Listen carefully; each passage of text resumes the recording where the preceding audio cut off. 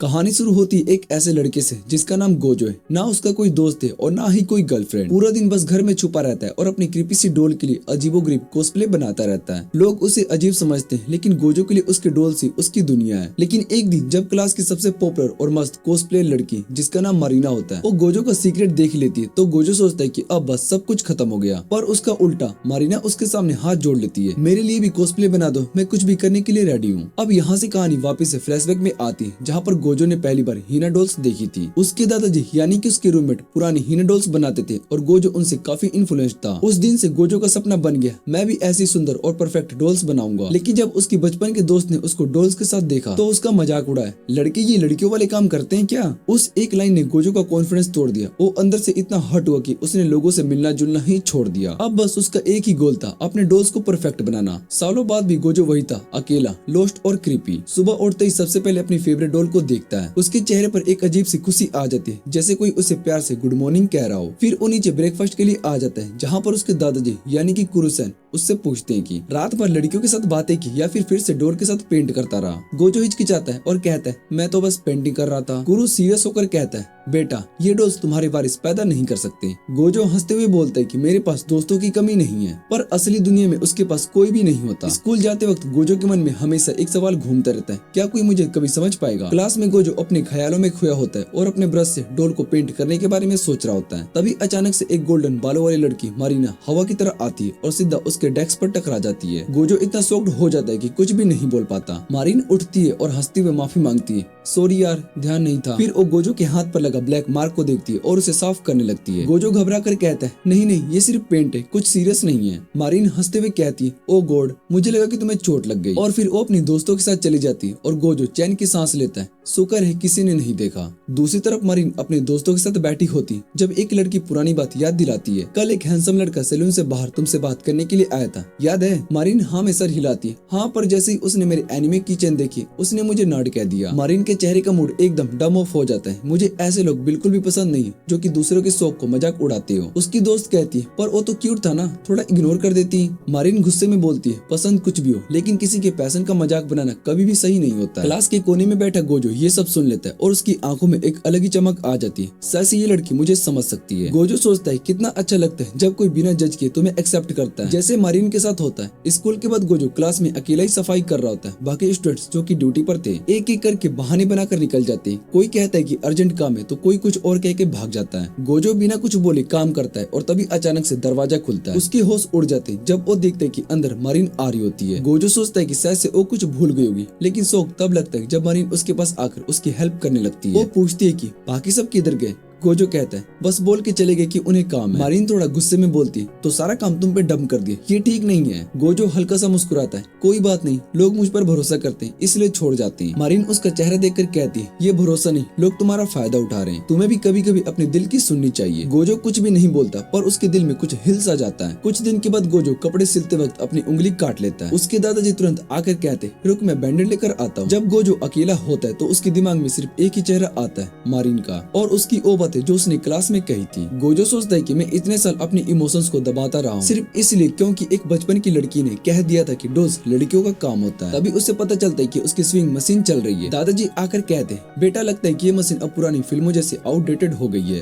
रात को गोजो उदास होता है, वो कॉस्ट्यूम फिनिश नहीं कर पाता, पर तभी उसके दिमाग में एक आइडिया आता है। अगले दिन स्कूल के बाद गोजो स्कूल की होमी क्लास की पुरानी सिलाई मशीन लेकर आता है जो कि कोई यूज नहीं करता, और साथ में अपनी क्रीपी से डोल भी लेकर आता है जिसके लिए कॉस्ट्यूम बनाना था। तभी अचानक मारीन वापस आ जाती है और गोजो इतना डर जाता है कि उसके हाथ से डोल गिर जाती है। वो तुरंत उसे झुककर उठाता है और तैयार हो जाता है कि अब तो पक्का मजाक उड़ेगा। लेकिन जब वो ऊपर देखता है तो मारीन के चेहरे पर एक सरप्राइज होता है, मजाक नहीं। वो कहती है तुम्हें स्विंग मशीन चलाने आती है, सीरियसली। गोजो धीरे से कहता है हाँ मेरी फैमिली हीना डॉल्स बनाती है। मारीन इंटरेस्ट दिखाती है, जरा दिखाओ अपनी प्रिंसेस डॉल। गोजो थोड़ा शर्मा कर डॉल्स को दिखाते हैं। मारीन उसे देखती है और कहती है वाह ये तो बहुत ही खूबसूरत है। गोजो के दिल में कुछ टूटा नहीं बल्कि पहली बार कुछ जुड़ा। उससे पहली बार किसी ने अप्रिशिएट किया था उस चीज के लिए जो उसे वाकई प्यारा था। वो कहता है इस डोल को मेरे दादाजी ने बनाया, मैं तो बस कपड़े सिलता हूँ। इतना सुनते ही मारीन एकदम से सीरियस हो जाती है और अचानक अपना स्कूल यूनिफॉर्म उतारने लगती है। गोजो तुरंत मुंह घुमा लेता है, अरे ये क्या कर रही हो। मारीन हंसते हुए कहती है अरे चिल, मुझे एक ड्रेस ट्राई करनी है, तुम बस थोड़ा रुक जाओ। गोजो एक कोने में खड़ा रहता है, कंफ्यूज और थोड़ा डरा हुआ भी। तब मरीन कहती है अब तुम देख सकते हो। गोजो घूमता है और देखता है कि मरीन एक सिंपल ब्लैक ड्रेस में खड़ी है। वो कहता है ये ड्रेस कैसी है। मरीन उसे एक फोटो दिखाती है उस एनिमे कैरेक्टर का जिसका वो कॉस्प्ले ट्राई करना चाहती है। गोजो कुछ सेकंड के लिए सोचता है क्या मरीन ने ये ड्रेस आंख बंद करके सिलाई थी, लेकिन सोचने की देर थी। गोजो ने बिना रुकी उसकी ड्रेस की बुराई करना शुरू कर दी। इसकी फिटिंग गलत है, स्ट्रेचिंग इधर उधर और कपड़ा भी मैच नहीं करता। लेकिन जैसे ही उसने मरीन के चेहरे पर आंसुओं की चमक देखी उसका दिल टूट गया। वो तुरंत झुककर दोनों हाथों और घुटने पर आकर माफी मांगता है। सॉरी, मैं तुम्हारे डिजाइन को गेम ऑफ थ्रोन के लास्ट सीजन की तरह बुराई कर गया। मरीन हल्का सा मुस्कुरा कर कहती है मैं नाराज नहीं हूँ। फिर वो धीरे से बताती है कि मैंने ये ड्रेस इसलिए बनाई थी क्योंकि मैं कॉस्प्ले करना चाहती हूँ अपने फेवरेट कैरेक्टर्स के लिए। मेरी तरफ से प्यार का एक तरीका है, लेकिन क्योंकि उसके पास घर पे सिलाई की मशीन नहीं थी, वो स्कूल की मशीन को यूज करती थी बिना किसी स्किल के। तभी मरीन के दिमाग में एक बल्ब जला और वो गोजो से पूछती है क्या तुम मेरी हेल्प करोगे कॉस्प्ले कपड़े बनाने में। गोजो उसके चेहरे की एक्साइटमेंट को देखकर उसकी बातों को याद करता है जो उसने उस दिन क्लास में कही थी और गोजो हाँ बोल देता है। मरीन खुशी से लिटरली जंप करने लगते हैं जैसे बचपन में नई बारबीस मिलने पर लड़कियां करती थी। गोजो उसे देखता है और थोड़ा हैरान कि कैसे एक लड़की जिसे वो पहले समझ नहीं पाया उसकी इमोशन से अब वो कनेक्ट कर पा रहा है। बातें आगे बढ़ती है। तब मरीन बताती है कि जिसका वो कॉस्प्ले करने वाली वो एक गेम कैरेक्टर है, एक अडल्ट गेम का। गोजो कंफ्यूज होकर कहता है क्या कहा तुमने। मरीन शर्माते हुए कहती है हाँ ये गेम थोड़ा सा ज्यादा ही मैच्योर है। गोजो शौक में रह जाता है। मरीन एक्सप्लेन करती है कि ये एक डेटिंग सिंप गेम है जिसमें एक लड़का और गर्ल्स स्कूल ज्वाइन करता है और उसकी लव स्टोरी चलती है। गोजो कहता है मैं तो गेम भी ठीक से नहीं खेलता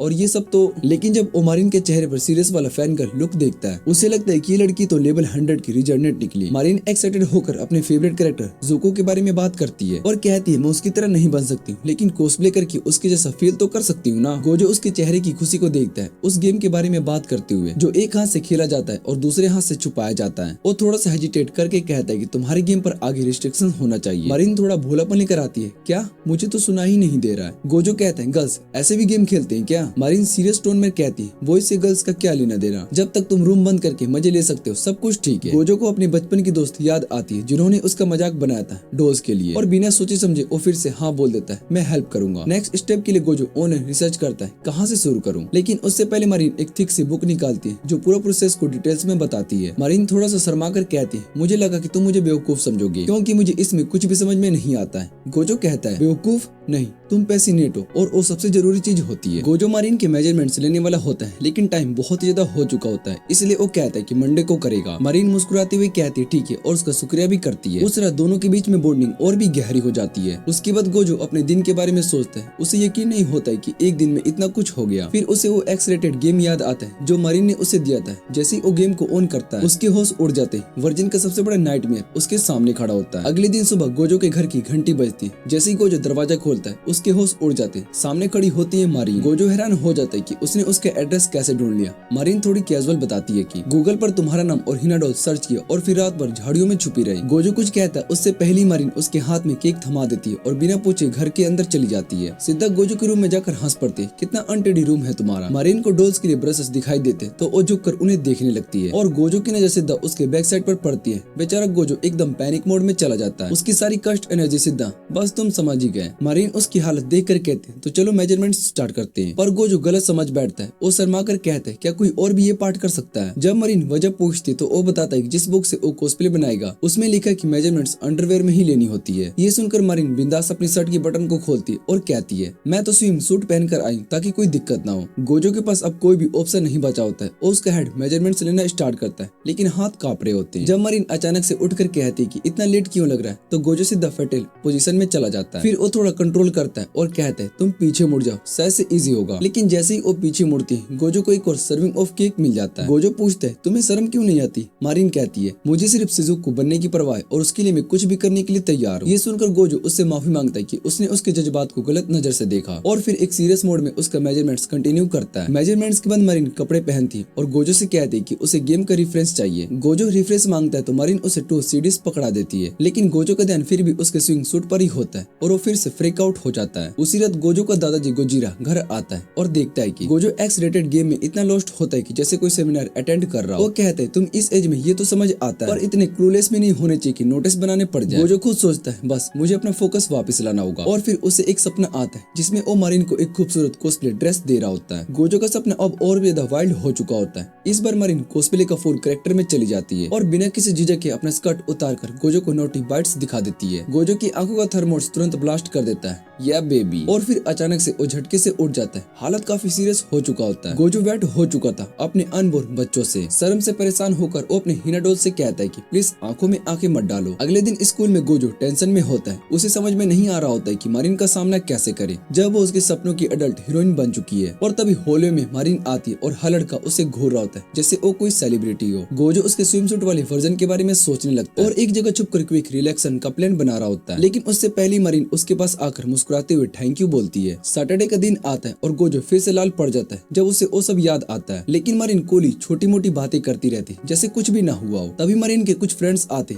एकदम से एक्स की तरह। जब वो फाइनली मूव ऑन करते हैं, लड़कियां कहती है छोड़ो, उसको थोड़ा नर्वी लग रहा है। मारिन उसे समझाने की कोशिश करती है कि सब कुछ ठीक है, लेकिन जैसे उसका हाथ मारिन के मेलन से टकरा जाता है, गोजो के पैंट्स में रबिंग स्टार्ट हो जाता है। खैर क्लास लेट हो रही होती है तो लड़कियां चली जाती। मारिन गोजो को बाय बोलती है और चल पड़ती है। गोजो खुश होता है कि मारिन स्कूल में उससे वैसे ही बिहेव करती है, लेकिन तभी कुछ लड़कियों की बातें सुनता है। क्या मारिन उस जैसे लूजर के साथ डेट करेगी? ये सुनकर गोजो का मूड और डाउन हो जाता है। क्लास में मारिन एक्साइटेड होकर गोजो से बात करने लगती है, लेकिन गोजो कह देता है कि उसे कुछ काम है और उस स्पीड से निकल जाता है जैसे तुम्हारे पापा डिलीवरी रूम से निकले थे। पूरे दिन मारिन ट्राई करती है गोजो से बात करने का, लेकिन गोजो एक प्रॉपर निंजा बन चुका होता है। एंड तक स्कूल खत्म हो जाता है और मारिन उदासी से वहाँ पर रह जाती है। फिर जब गोजो स्कूल से जाने वाला होता है तब मारिन फाइनली उसे पकड़ लेती है और कहती है मेरे साथ शॉपिंग कर चलो, आउटफिट्स के मटेरियल्स लेने। गोजो सबके बीच अटेंशन मिलते ऑकवर्ड फील करता है जैसे उसने फिर से टॉयलेट सीट ऊपर छोड़ दी हो। वो तुरंत भाग जाता है और एक फैंस के पीछे छुप जाता है। वहीं से छुपकर माफी मांगता है, सॉरी मारिन, मुझे तुमसे बचना था। पर ट्विस्ट, मारिन उसके बिल्कुल पास होती है और कहती है तुम भागी क्यों,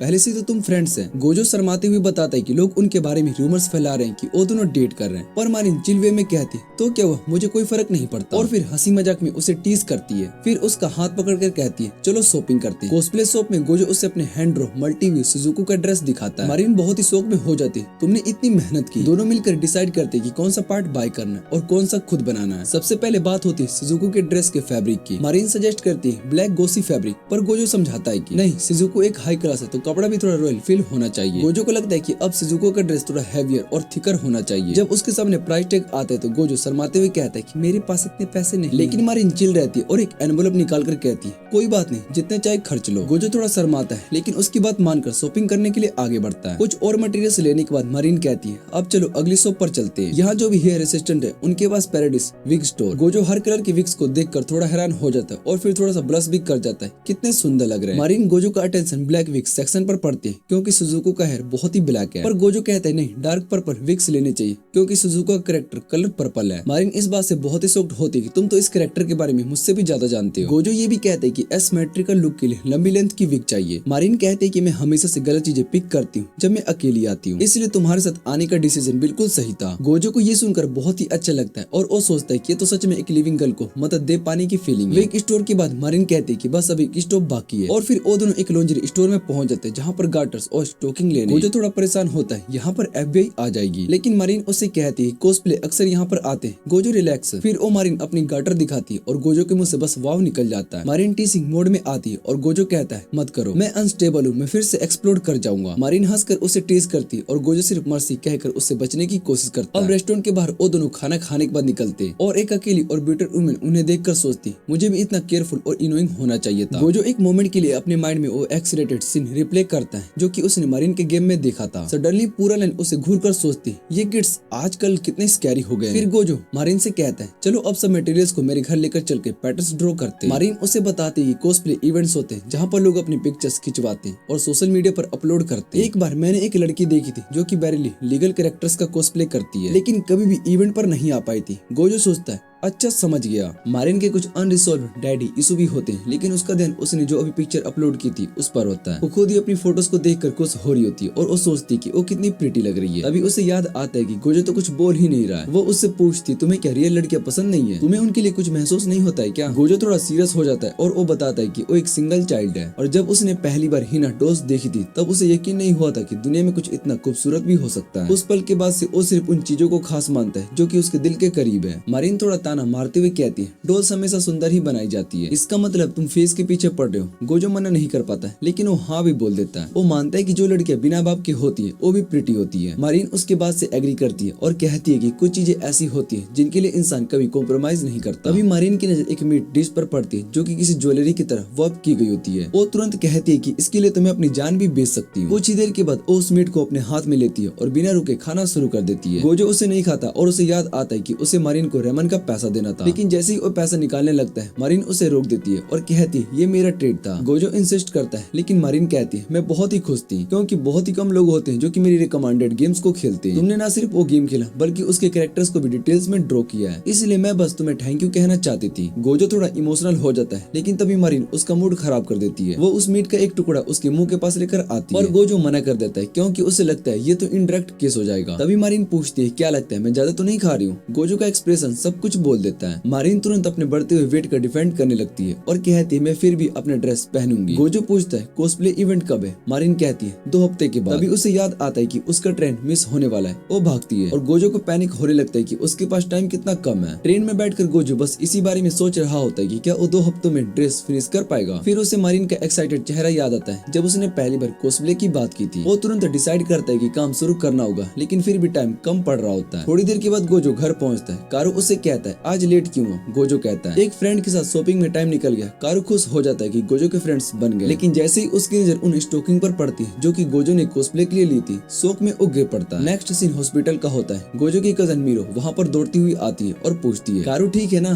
गोजो बताता है कि हाँ वो किसी सेंसिटिव जगह पर नहीं गिरा। डॉक्टर के चेकअप के बाद कारू को डिस्चार्ज मिल जाता है। मीरो सजेस्ट करती है कि कारू अब 2 हफ्ते के लिए उसके घर पर आए बेड रेस्ट के लिए। गोजो भी एग्री कर लेता है कि ये आइडिया बहुत ही अच्छा है। गोजो कारू से प्रॉमिस करता है कि वो अगले दिन उसके लिए कुछ कपड़े लेकर आएगा, लेकिन कारू को अपने कपड़ों से ज्यादा अपने पेंटिंग ब्रशेस की चिंता होती है। वापस आते वक्त जब गोजो मारिन के घर पर जा रहा होता है उसका चेहरा उदास दिखता है। 2 दिन के बाद मारिन स्कूल में पूछती है कि गोजो कल क्यों नहीं आया था। जब वो गोजो के चेहरे पर चिंता देखती है तो वो सॉफ्टली कहती है कि अगर कुछ चाहिए होगा तो मुझे कह देना। गोजो हल्का सा स्माइल देता है और कहता है मैं संभाल लूंगा। मारिन सजेस्ट करती है कि दोनों अपने कॉन्टैक्ट्स एक्सचेंज कर ले जस्ट इन केस। क्लास की तरफ चलते हुए गोजो को याद आता है कि पिछले 2 दिन से वो आउटफिट पर काम नहीं कर पाया। उसका एंजाइटी बढ़ने लगता है। तभी मारिन उसे याद दिलाती है कि अगले हफ्ते मिड टर्म्स है। गोजो के होश उड़ जाते हैं। मैं ये भूल कैसे गया? वो सोचता है कारू का ख्याल रखना, पढ़ाई और ड्रेसेस सब कुछ कैसे होगा? मारिन पूछती है तुम ठीक हो? गोजो हाँ में सर हिलाता है, लेकिन अंदर ही अंदर उसे लगता है कि वो मुश्किल में पड़ गया है। उसी समय गोजो के पास एक फोन कॉल आता है। एक विजिटर उसके शॉप का टूर लेना चाहता है और सिर्फ कल का ही दिन है। गोजो अपना वक्त छोड़कर हाँ कह देता है। कॉल के बाद गोजो चुपचाप नीचे झुक जाता है। उसके मन में सिर्फ एक ही सवाल होता है मैं क्या करूं? अगले कुछ दिन तक गोजो पूरी तरीके से थक जाता है। कारू को मिलना, शॉप टूर्स देना और ड्रेसेस बनाना सब कुछ एक साथ मैनेज करना बहुत ही मुश्किल हो गया है। स्कूल में मारिन नोटिस करती है कि गोजो कुछ ज्यादा ही सीरियस हो गया है। वो उससे बात करने जाती है, लेकिन गोजो जल्द ही चला जाता है। उस रात मारिन उसके घर पर पहुंचती है, लेकिन घर बिल्कुल सुना सुना लगता है। वो सोचती है कि शायद से गोजो अपनी कजन के घर पर गया होगा। थोड़ी उदासी से वो वापस चली जाती है और नूडल्स लेकर खाती है, लेकिन उस वक्त गोजो अपने घर के फ्लोर पर पड़ा होता है, थका हुआ, फ्रस्ट्रेटेड और इतना बुरा महसूस कर रहा होता है जैसे सब कुछ उल्टा कर दिया। उसने इतनी मेहनत में भी कुछ नहीं बनाया था। मारिन का आउटफिट अभी भी कंप्लीट नहीं हुआ। तभी उसे याद आता है एक पुरानी बात, जब उसने कारू से पूछा था तुम अपने ब्रशेस को ट्रिप पर क्यों लेकर जाते हो? कारू बोला था अगर मैंने एक दिन में ब्रश को नहीं छुए तो मेरा हाथ रस्ट हो जाएगा। गोजो सोचता है उसे तो याद भी नहीं है कि कब लास्ट टाइम उसने अपने ब्रश को उठाए थे। उसे लगता है कि मैं शायद इसके लायक हूँ ही नहीं। ना वो हिना डॉल्स बना पा रहा है और ना ही ड्रेस फिनिश कर पा रहा है। उसकी आंखों में एक पुरानी यादें ताजा हो जाती है जब एक छोटी सी लड़की ने उससे कहा था कि मुझे तुम बिल्कुल भी पसंद नहीं हो। उस पल की याद उसे तोड़ कर रख देती है। वो फाइनली रो पड़ता है, फ्रस्ट्रेशन में, गिल्ट में सब कुछ निकाल देता है। तभी उसे कारू की एक और बात याद आती है। गोजो ने पूछा था जब तुम डेली हिना डॉल्स बनाते हो कभी बोर नहीं होते हो? कारू बोला था जब तुम किसी चीज से सच में प्यार करते हो तो मुश्किल वक्त में भी तुम उससे छोड़ते नहीं,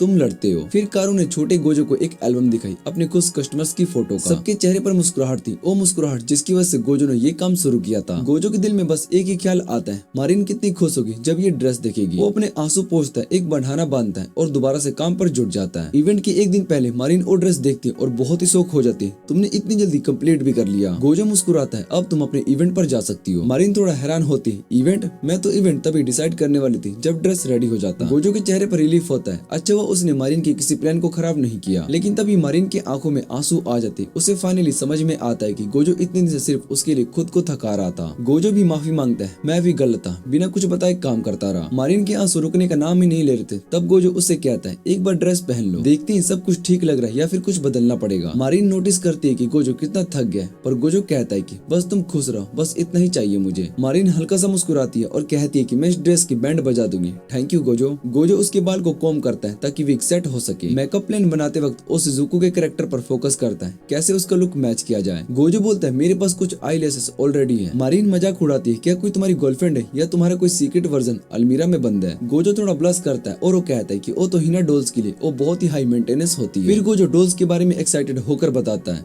मेरे ग्राम्स तो सिर्फ आईब्रोज देखकर ही बता देते हैं कि डॉल किसने बनाई। गोजो ड्रीमली कहता है मैं भी एक दिन ऐसे ही हिना डॉल बनाना चाहता हूँ। मारिन कॉन्फिडेंटली बोलती है कि तुम जरूर बनाओगे, अगर कोई कर सकता है तो वो तुम हो। गोजो एक ऐसी मुस्कान देता है जिसमें कुछ तो अलग ही चमक होती है। मारिन थोड़ा सा खो जाती है उस स्माइल में। उसके बाद वो मेकअप कंप्लीट करते हैं और मारिन ड्रेस पहनने जाती है। कुछ देर बाद मारिन गोजो को बुलाती है, मैं रेडी हूँ। गोजो रूम में जाता है और उसके होश उड़ जाते हैं। उसके सामने वाली वो मारिन खड़ी होती है जो उसके सपने में नोटी फ्रिक बनी थी। गोजो थोड़ा शौक होकर कहता है कि तुम तो बिल्कुल जुको जैसी लग रही हो। मारिन खुशी से गोजो का शुक्रिया अदा करती है, तुम्हारे बिना ये पॉसिबल नहीं होता। गोजो उससे पूछते है फिट कैसा है। मारिन थोड़ा हाथ उठाकर कहती है उठ नहीं पा रही, हाथ काफी टाइट लग रहे हैं। गोजो तब रियलाइज करता है ओ नो, मैंने मोबिलिटी का तो ध्यान ही नहीं दिया। गोजो फाइनली मारिन के कॉस्प्ले ड्रेस को कंप्लीट कर लेता है। मारिन जैसे ही उसे पहनती है वो अपने चेस्ट बैक को देखकर एक्साइटेड हो जाती है और कहती है गोजो तुमने बिल्कुल परफेक्ट फिट किया है। फिर वो ड्रेस के लेंथ को देखती है और बहुत ही हैरान हो जाती है, इतना छोटा बनाया है कि मेरा अंडरवेयर थोड़ा सा दिख रहा है। ये सुनकर गोजो अंदर ही अंदर बहुत ही खुश होता है और वो सोचता है कि लगता है कि मेरी डिजेनरेसी बहुत ही इंप्रूव हो रही है। मारिन एक्साइटमेंट में चीखने लगती है और गोजो से कहती है प्लीज प्लीज मेरी फोटो ले लो। गोजो मान जाता है और उसकी कुछ फोटोज क्लिक करता है, पर फिर वो कहता है इन सब फोटोज में तो तुम सिर्फ मारिन लग रही हो, जुको नहीं। गोजो बताता है कि अगर कॉस्प्ले करना है तो उसे कैरेक्टर जैसे पोज करने होंगे। मारिन एग्री करती है और एक ग्रे बैकग्राउंड चूज करती है। फिर वो जुको की तरह सीरियस और ग्लूमी एक्सप्रेशन देने की कोशिश करती है, लेकिन खुद को मुस्कुराने से नहीं रोक पाती क्योंकि वो बहुत ही खुश होती है। वो गोजो से कहती है कि अब इस बार सीरियसली ट्राई करती हूँ। इस बार वो जुको की तरह परफेक्ट पोज बना देती है। गोजो उसकी और फोटोज को लेता है जब तक कि वो सेटिस्फाई नहीं हो जाती। जब मारिन अपनी पिक्चर्स देखती है तो वो बहुत ही खुश हो जाती है, ये तो कमाल की लग रही हूँ मैं। वो तुरंत एक नया अकाउंट बनाती है, फोटोस अपलोड करने लगती है। उस मोमेंट में वो सोचती है मुझे तो कॉस्प्ले इवेंट में जाना चाहिए। अगले दिन मारिन और गोजो कॉस्प्ले इवेंट के लिए निकलते हैं। मारिन जैसे ही वहाँ पर पहुँचती वो अपने फेवरेट कॉस्प्लेयर्स को देखकर बहुत ही स्टारस्ट्रक हो जाती है। वो गोजो से कहती है थैंक यू गोजो, अगर तुम नहीं होते तो मेरी कॉस्प्ले जर्नी अभी भी स्टार्ट नहीं हो पाती। लेकिन गोजो थोड़ा ऑकवर्ड फील कर रहा होता है। मारिन पूछती है तुम ठीक हो। गोजो कहता है यहाँ पर बहुत ही सुंदर सुंदर लोग हैं, सब मुझे घूर रहे हैं। मारिन कहती है नहीं, सब मुझे देख रहे हैं इस आउटफिट की वजह से। गोजो तब भी अनकंफर्टेबल फील करता है। तभी मारिन अपने चेस्ट बैग को हिलाने लगती है ताकि गोजो का मूड थोड़ा सा ठीक हो जाए। फिर वो दोनों प्लाजा की तरफ जाते हैं। वहाँ एक स्वीटी लड़का कैमरा लेकर आता है और वो पूछता है क्या तुम सुजुको का कॉस्प्ले कर रही हो। ये सुनकर मारिन एकदम एक्साइटेड हो जाती है और वो तुरंत कहती है हाँ फोटो ले लो। गोजो थोड़ा परेशान हो जाता है और मारिन फुल जुको मोड में आ जाती है। वो क्यूट पोजेस बनाने लगती है। लड़का फोटो खींचता है। जब वो फोटोज देखते हैं तो मारिन बहुत ही खुश हो जाती है और कहती है एक और फोटो ले लो, इस बार मेरे साथ भी आओ। वो लड़का लाल पड़ जाता है, इतना नर्वस कि उसके कान तक लाल हो जाते हैं। मारिन उसे थैंक्स बोलती है। अभी गोजो देखते है कि एक और फोटोग्राफर मारिन के पास आता है। फिर एक के बाद एक लोग उसके पास फोटोज के लिए आने लगते हैं। पूरी लाइन लग जाती है। गोजो चुप कर सब कुछ देख रहा होता है और वो नोटिस करता है कि कोई ड्रैगन गर्ल का कॉस्प्ले कर रहा है। कोई बॉयज बनकर आया और हर कोई अपने फेवरेट कैरेक्टर के रूप में वहाँ पर आया होता है। गोजो अंदर ही अंदर सोचता है कि यहाँ पर सब लोग किसी और दुनिया के ही लग रहे और मैं बस यहाँ पर एक फालतू सा लड़का। गोजो आसपास देखते हुए सोचता है ये लोग कितने आजाद है, बिना किसी हेजिटेशन के अपने जैसे रह सकते हैं। फिर वो मारिन की तरफ देखता है और खुद से खुश होता है मैंने जो प्रॉमिस किया था वो निभा पाया। लेकिन उसी वक्त एक स्ट्रेंज फीलिंग उसके दिल में आती है। गोजो सोचता है अब तो मैंने अपना प्रॉमिस पूरा कर दिया, शायद से अब मारिन के साथ ज्यादा वक्त ना बिता पाऊं। वो सोचता है कि अगर इतनी बिंदास और थोड़ी सी डिजेनरेट नहीं होती तो स्कूल के बाद उसके साथ टाइम स्पेंड करना या उसे अपने रूम में लेकर आना कभी इम्पॉसिबल नहीं होता। ये सब उसके लिए पहली बार हुआ था और वो हर एक मोमेंट को उसके लिए नई खुशी लेकर आया। तभी मारिन उसकी तरफ देखती है और एक और चमकती हुई स्माइल देती है। वो स्माइल गोजो के दिल को टच करती है। फिर वो एक्सक्यूज मांगकर उसकी तरफ दौड़ती है। गोजो नोटिस करता है कि उसके ट्राउजर एरिया में कुछ टिंगलिंग से फीलिंग हो रही है। मारिन उसके पास आती है और कहती है थैंक गॉड तुम भाग नहीं गए। फिर वो थोड़ा सा शर्माते हुए बताती मेरे कपड़े बस गिरने ही वाले थे। फिर वो थोड़ा शर्माते हुए बताती कि मेरे कपड़े बस गिरने ही वाले हैं। गोजो हैरान होकर पूछता है क्या हुआ। मरीन कंफ्यूजन मोड में आ जाती है। जब मैंने कल की पिक्चर देखी तो मुझे लगा कि शिजुको का तो मेरे से बड़े हैं, इसलिए आज उसने 2 स्पेशल ब्रास पहने थे और उसके चेस्ट लिटरली पॉप होने वाला था। वो थोड़ा सा शर्माती हुए बोलती और ये आउटफिट बहुत ही गर्म है, लगता है कि मैं पिघल जाऊंगी। गोजो रियलाइज करता है ओ नो मैंने थोड़ा हैवी कपड़ा यूज किया था। दोनों तुरंत अंदर चले जाते हैं ताकि मरीन थोड़ा सा कूल हो सके। स्टेयरकेस पर रुककर मरीन कहती मुझे अब चेंजिंग रूम तक नहीं जा रहा है। गोजो तुरंत एक ठंडा पैच निकालता है और उसके हाथ में दे देता है। मरीन को थोड़ा रिलीफ मिलता है। फिर गोजो एक टॉवल देता है, ये लो पसीने वाली जगह पोंछ लो। मरीन अपना टाई उतार देती है जो अब तक गोजो का ध्यान उसकी वेपन्स और मास डिस्ट्रक्शन से हटा रखी थी। गोजो कंफ्यूज होकर नेट पर सर्च करता है हीट स्ट्रोक का क्या करना चाहिए और वेबसाइट तुरंत उसकी साइड लेकर बोलती है कि कपड़े उतार दो। मरीन कैजुअली बोलती है तुम जिप खोलो, पूरा नहीं थोड़ा सही सही। गोजो पहले घबरा जाता है लेकिन फिर वो सोचता है कि उसके लिए मुश्किल हो रहा है, मुझे हिम्मत दिखानी चाहिए। वो धीरे से जिप नीचे करता है। जैसे मरीन रिलीफ से क्यूट सी आवाज निकलती है गोजो एकदम टमाटर बन जाता है। लेकिन गेम यहीं पर खत्म नहीं होता। मरीन उससे पूछती तो मेरी बैग भी पहुंच दोगे। गोजो हाँ बोल देता है लेकिन जैसे मरीन थोड़े से अनहोली से साउंड निकालती है वो घबरा जाता है। प्लीज थोड़ा धीरे बोलो, लोग कुछ और सोच लेंगे। और फाइनल ब्लो तब पड़ता है जब मरीन अपने शॉर्ट्स उठाती है ताकि नीचे हवा जा सके। वो मुस्कुराते हुए कहती है रिलैक्स, अंदर मैंने शॉर्ट्स पहने हुए हैं। गोजो मरीन को अश्योर करता है डोंट वरी मैं ड्रेस में एडजस्टमेंट कर दूंगा। मरीन खुश हो जाती है लेकिन कहती है कि एक लास्ट काम बाकी है, मुझे प्लाजा में वापस जाना। गोजो हाँ करता है और दोनों प्लाजा वापस जाते हैं। वहाँ पहुंचकर मरीन उसे सेम लेडी वाली वेव करती है जिससे वो पहली बात कर रही थी। वो माफी मांगती कि अचानक चले जाने के लिए। फिर ऑफर करती है एक लास्ट फोटो सेट के लिए पोज करने का जाने से पहले। लेडी थैंक्स बोलती है और दोनों छाए में चले जाते हैं। जैसे ही कैमरा सेट होता है लेडी कहती है कैमरा की तरफ देखो, लेकिन तभी हवा तेज चलती है और मरीन के कपड़े उड़ जाते हैं और उसी वक्त कैमरा का फ्लैश भी होता है। लेडी थोड़ा पैनिक हो जाती है, मैं फोटो डिलीट कर दूंगी, लेकिन मरीन चिल मोड में बोलती बस फिर फोटो लेना, इस बार मैं कैमरा की तरफ देखूंगी। मरीन और गोजो ट्रेन में बैठकर घर लौट रहे होते हैं। मरीन स्लाइटली होती है लेकिन स्माइल करती है, गोजो तुमने बहुत ही अमेजिंग काम किया है, थैंक्स। गोजो भी उसका शुक्रिया अदा करता है, तुमने मुझे एक बहुत ही जबरदस्त एक्सपीरियंस दिया। लेकिन फिर उसके चेहरे पर उदासी आ जाती है जैसे ये सब खत्म हो रहा हो। तभी मरीन पूछती है कि अगले कोस्प्ले के लिए क्या सोच रहे हो। गोजो थोड़ा शॉक्ड होता है, तुम शिजुको पर ही नहीं रुक रही हो। मरीन प्राउड स्माइल के साथ बोलती है कि मेरे पास तो 50 से भी ज्यादा नंबर 1 वाले कैरेक्टर्स हैं। वो अपने फ्यूचर कोस्प्ले प्लान्स के बारे में बहुत ही एक्साइटेड होकर बोले जा रही होती है और गोजो की स्माइल वापस आ जाती है। मरीन उसे छेड़ते हुए कहती है क्या हुआ, इतना खुश क्यों लग रहे हो। गोजो सॉफ्टली कहता है बस तुम्हारे साथ फिर से काम करने का इंतजार है। मरीन हल्की सी हंसी करती है, तो मैं तुम्हारे लिए एक ड्रेस मैनिक्विन खरीदने वाली हूँ। लेकिन जैसे ही वो गोजो की तरफ देखती है उसे हाफ स्लीप मोड में देखती है। वो सॉफ्टली कहती है सोना चाहते हो सो जाओ। फिर वो खुद बात करती रहती है, मुझे इतना ज्यादा मजा आया आज तुम्हारी वजह से। गोजो आंखें बंद करता है और सोते हुए सॉफ्टली बोलता है कि तुम बहुत ही ब्यूटीफुल लग रही थी। मरीन का दिल एक सेकंड के लिए रुक जाता है। उसे याद आता है कि गोजो ने कहा था कि वो ब्यूटीफुल सिर्फ किसी स्पेशल मोमेंट में ही बोलता है। वो हल्की सी ब्लश करती है, गोजो की तरफ देखती जो अब तक फुल्ली आउट हो चुका होता है। बाद में दोनों गोजो के घर लौट जाते हैं। मरीन कहती है विक तो मैंने पहना था, मैं वॉश कर लेती हूँ। गोजो इंस्ट्रक्शन पढ़ता है, मरीन उन्हें फॉलो करते हुए एक्ट आउट करती है। बस इतना सिंपल, मरीन स्माइल करते हुए कहती है। लेकिन जैसे ही वो गोजो की तरफ देखती उसे फ्यूचर में भी डैडी की तस्वीरें दिख जाती है। इसी बीच दूसरे साइड में कारू गोजो का दोस्त टीज कर रहा होता है। ब्रो स्टॉकिंग्स यूज कर रहा था जब सॉक्स खत्म हो गई थी और टिश्यूज भी। कारू ऑकवर्ड हो जाता है, इट्स नॉर्मल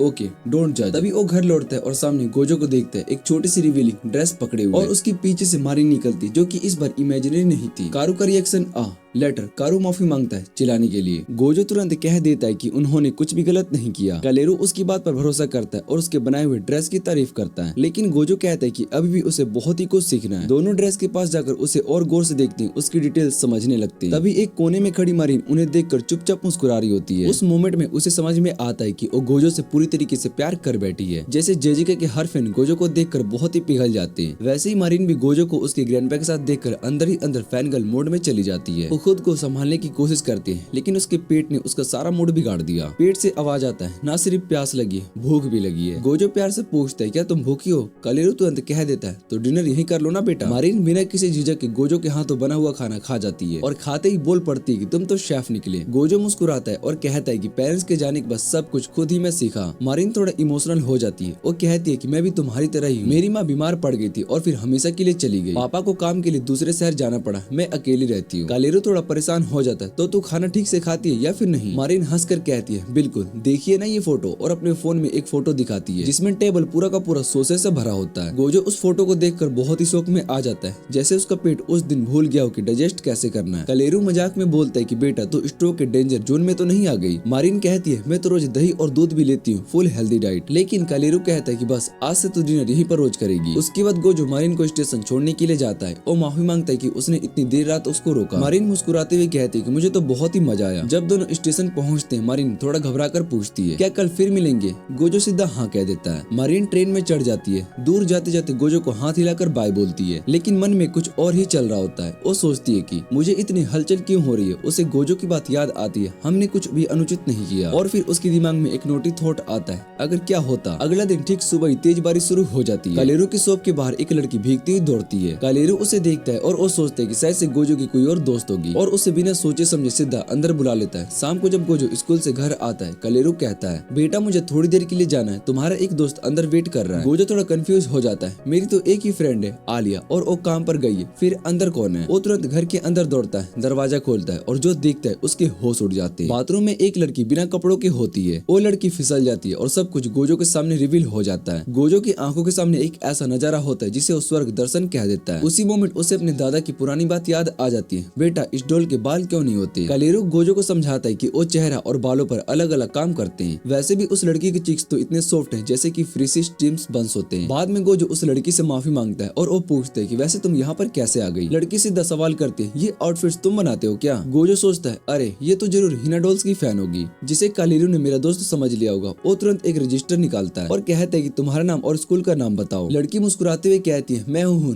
गोजो शौक में आ जाता है, क्या ये तो मुझसे बड़ी है। फिर गोजो उससे कहता है चलो तुम्हें कुछ आउटफिट दिखाता हूँ। वो एक्साइटेड हो जाती है, लेकिन उसकी एक्साइटमेंट उसी वक्त चली जाती है। गोजो एक कर्मा दिखाता है जहाँ सिर्फ हिना डॉल्स ही हिना डॉल्स होती है। वो एक सेकंड के लिए ब्लैंक हो जाती है, मतलब कोई और भी है जो कि हिना डॉल्स के लिए ऑब्सेस्ड है। वो थोड़ा और आसपास देखकर कहती है आउटफिट्स तो होनेस्टली बहुत ही सुंदर है, लेकिन हम ये डॉल्स को क्यों देख रहे हैं। गोजो पेनल्टी जवाब देता है कि क्योंकि ये हिना डॉल्स की जवाब है। तो वो एक फोटो निकालती है, मारिन की फोटो, और कहती है कि मैं एक ऐसा ही कॉस्प्ले आउटफिट ट्राई करना चाहती हूँ। गोजो क्लियरली कहता है कि मैं कपड़े को सेल नहीं करता हूँ। तो वो अपना ट्रम्प कार्ड निकालती है, या तो तुम आउटफिट बनाओ या मैं तुम्हें पिपिंग टॉम कहकर पुलिस को बुला लूंगी। गोजो एकदम नर्वस हो जाता है, लेकिन तभी उसके दिमाग की बत्ती जलती है। ये वही फेमस कॉस्प्लेयर है जिसके बारे में मारिन ने मुझे बताया था। उसके दिमाग में सब कुछ क्लू फिट होने लगता है। वो तुरंत माफी मांगता है, मुझे लगा कि तुम छोटी हो, मतलब इतनी छोटी सी हो कि मुझे लगा था कि तुम शायद से अभी भी डायपर्स पहनती होगी। तब गोजो पूछता है कि पर तुम्हें मेरा एड्रेस कैसे पता चल गया। वो कहती है कि मैं मारिन का पोस्ट देख रही थी और उसमें उसने कॉस्प्लेयर इवेंट्स के बारे में लिखा था। जब मैंने उस आउटफिट को देखा तो मैं दीवानी हो गई, पूरा दिन तुम्हें स्टॉक किया और फाइनली पता चल गया कि आउटफिट तुमने बनाए, इसलिए मैं यहाँ पर आ गई। गोजो तुरंत मारिन को मैसेज करता है। कुछ ही देर के बाद मारिन वहाँ पर आ जाती है और जैसे ही हो को देखती एकदम से फैन गर्ल मोड में चली जाती है। पर्सनल स्पेस का कॉन्सेप्ट भूल जाती है। हो के इतने करीब चली जाती है जैसे कि कोई सेलिब्रिटी पलसी हो। मारिन एक्साइटमेंट में उस पर सवालों की बारिश करने लगती है, तुम रियल में उतनी ही क्यूट हो जितनी की फोटोज में लगती हो। गोजो बीच में आता है और दोनों को थोड़ा शांत करता है। तब हो कहते हैं कि मुझे एक साइन आउटफिट चाहिए। मारिन की आंखों में चमक आ जाती है और तुरंत बोल पड़ती है। ये कैरेक्टर उस एनिमे का है जिसे देखकर इंसान का दिमाग मेल्ट हो जाता है। मारिन डिटेल में बताने लगती है कि साइन का आउटफिट कैसा होना चाहिए, डिजाइन, कलर, सब कुछ। हो थोड़ा हैरान हो जाती है, मुझे लगा था कि इसके दिमाग में सिर्फ हवा भरी है, पर ये तो असली अनाइम नर्ड निकली। गोजो पॉइंट करता है मारिन की बैग की तरफ और कहता है तुम्हें साइन से कितना प्यार है, तुमने तो इसके स्टिकर से अपनी पूरी बैग को भर रखी है। तो वो पूछती तो फिर तुम साइन का कॉस्प्ले क्यों नहीं करती। मारिन थोड़ा सा ब्लश करती है और कहती कि मेरा चेस्ट इतना फ्लैट नहीं है। साइन एक इनोसेंट से कैरेक्टर है और मैं उसकी इमेज को खराब नहीं करना चाहती थी। ये सुनकर हु के चेहरे पर एक हल्की सी मुस्कान आ जाती है। उसके मन में आता है ये लड़की एग्जैक्टली वैसे ही कॉस्प्लेयर है जैसे कि मुझे पसंद है। वो दिल से मारिन को माफ कर देती है। फिर वो तैयार होती है और घर जाने के लिए, और जाते जाते गोजो से कहती है अपना कॉन्टैक्ट नंबर दे दे, मैं आउटफिट की डिटेल्स और अपने साइज भेज दूंगी। और फिर कैजुअली मारिन की तरफ मुड़कर कहती है और हाँ, गलत मत समझना, मुझे पता है कि तुम दोनों ऑब्वियसली कपल हो। गोजो तुरंत लाल पड़ जाता है और ऑकवर्डली कहता है क्या मैंने तो सोचा भी नहीं था कुछ ऐसा। वो शर्माते हुए रूम से निकल जाता है और वो कंफ्यूज हो जाती है, इसे क्या हो गया। पर तभी वो देखती है मारिन को जो कि लिटरली क्लाउड 9 पर होती है, बस ये सोचकर कि गोजो की कोई भी गर्लफ्रेंड नहीं है। मारिन थोड़ा नॉर्मल होती है और एक्साइटेड से पूछती कि हो तुम मेरे साथ ग्रुप कॉस्प्ले करोगी क्या। पर वो सीधा नहीं कहती है, नॉट इंटरेस्टेड। गोजो वापस आता है और तब तक मारिन पूरी कोशिश कर चुकी होती है उसे मनाने की। वो कहती है कि वो सिर्फ अकेली कॉस्प्ले करती है और इस बार एक स्टूडियो रेंट करेगी शूट के लिए। मारिन उसका क्यूट स्टूडियो कॉस्प्ले इमेजिन करती है और लिटरली गिड़गिड़ाती है, प्लीज मुझे भी ले चलो।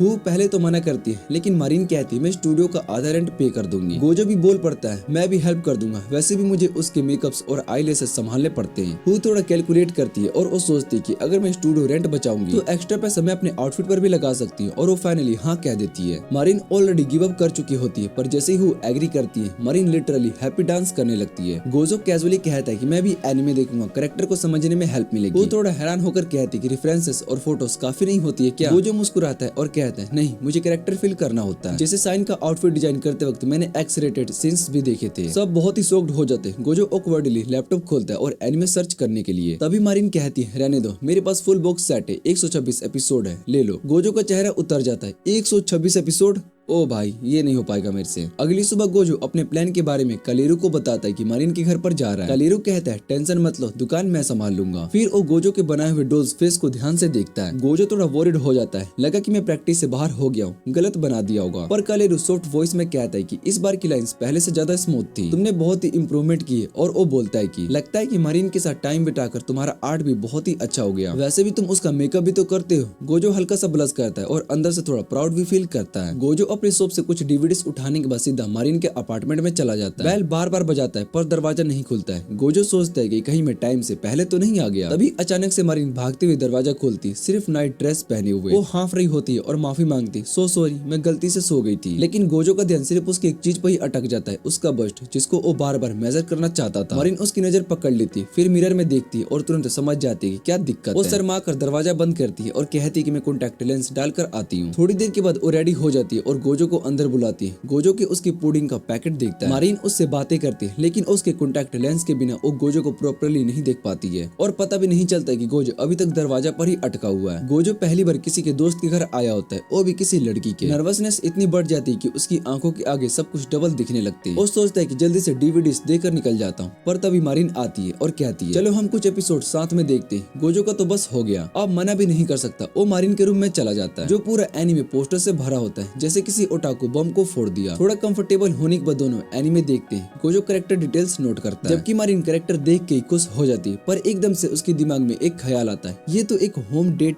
बन गया। उसका दिल जोर जोर से धड़कने लगता है। वो गोजो को देखती है, उसी मोमेंट्स उसकी शक्ल देखकर और ज्यादा पिघल जाती है। मारिन समझ जाती है कि मुझे तो इससे प्यार हो गया है। वो चाहती है कि ये पल कभी भी खत्म ना हो, पर तभी उसका पेट आवाज करता है, भूख लगी होगी। गोजो कहता है चलो मैं कुछ लेकर आता हूँ, पर मारिन कहती है नहीं मैं खाना बनाऊंगी। गोजो पहले तो एक्साइटेड हो जाता है, लेकिन तुरंत उसे याद आता है कि मारिन इतने ज्यादा विनर्स एक बार में ही खा जाती है। वो कहता है मैं बना देता हूँ, लेकिन मारिन जिद करती है नहीं इस बार मैं बनाऊंगी। वो अप्रोन पहनती है और तब रियलाइज करती है कि उसने अंदर कुछ भी नहीं पहना, पर सोचती है कि गोजो ने नोटिस नहीं किया होगा। वो फ्रिज से सब्जी निकालती है, सोचती है कि मैं उसके लिए प्यार से भरा ईरू बनाऊंगी। मारिन ओनियंस काटना शुरू करती है, फिर राइस फ्राई करती है और खुद भी टेस्ट करके कहती है ये तो कमाल का बना है। लेकिन जैसे ही वो प्लेट में सर्व करती है तो वो डिश ऐसे लगती है जैसे कोई डस्टबिन से निकल के आई हो। मारिन थोड़ा एम्बेरस होकर कहती है अगर अच्छा नहीं बना है तो मत खाओ, पर गोजो पहले बाइट लेकर रुक जाता है, फिर कहता है ये तो सच में बहुत ही टेस्टी है। मारिन थोड़ा शक करते हुए पूछती तुम सिर्फ अच्छा बनने के लिए ये तो नहीं कह रहे हो, पर गोजो मुस्कुरा कर कहते हैं नहीं मैं सच कह रहा हूँ। मारिन का मूड तुरंत ठीक हो जाता है। दोनों वापस से एनिमे देखना शुरू करते हैं। एक इमोशनल सीन आता है और गोजो कंट्रोल नहीं कर पाता, वो लिटरली रोना शुरू कर देता है जैसे कोई छोटा बच्चा हो। मारिन थोड़ा हंसकर उसे टिश्यूज पकड़ा देती है। बाद में जब गोजो घर पर आता है तो वो हु से अपने डिजाइन के बारे में बात करता है। वो उसकी डिटेलिंग्स को देखकर बहुत ही हैरान हो जाती है। वो कहती है कि मैं फैब्रिक के पैसे भी भेज दूंगी, लेकिन गोजो कहता है कि मैं पहले एग्जैक्ट कॉस्ट लिख कर देता हूँ। जब गोजो मेकअप और हेयर के बारे में पूछते हैं तब हु कहती है कि मैं खुद मैनेज कर लूंगी। गोजो थोड़ा क्यूरियस होकर पूछते है कि तुम अपने फोटोज में आईलाइट का शेप कैसे बदल लेती हो। इस पे हु वीडियो कॉल पर स्विच करती है, एक छोटी सी टैप दिखाते हुए कहती है मैं इससे अपनी आंखों का शेप चेंज करती हूँ। गोजो तुरंत सोचता है कि अगर ये ट्रिक मुझे पता होती तो मैं मारिन के कॉस्ट्यूम को और परफेक्ट बना सकता। हु थोड़ा हंसकर कहती तुम्हें ये सब पहले नहीं पता था है ना।